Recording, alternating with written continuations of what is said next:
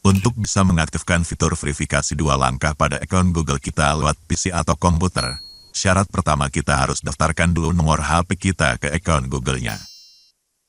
Tutorial tentang itu sudah pernah saya bagikan pada video sebelumnya.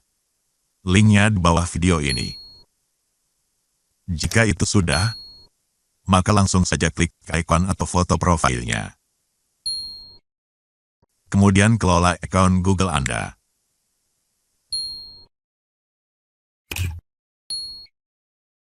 Pilih bagian keamanan. Lalu klik verifikasi 2 langkah.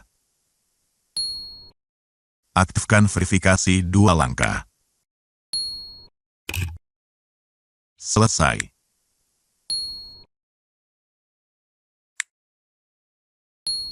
Nah, terbukti sudah berhasil.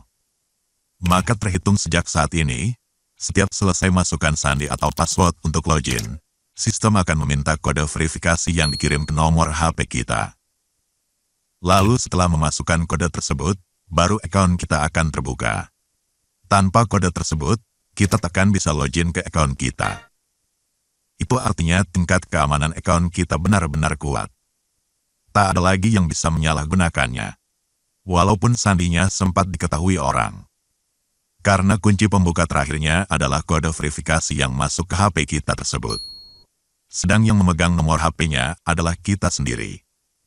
Contoh bagaimana cara login seperti itu bisa disimak pada video berikut.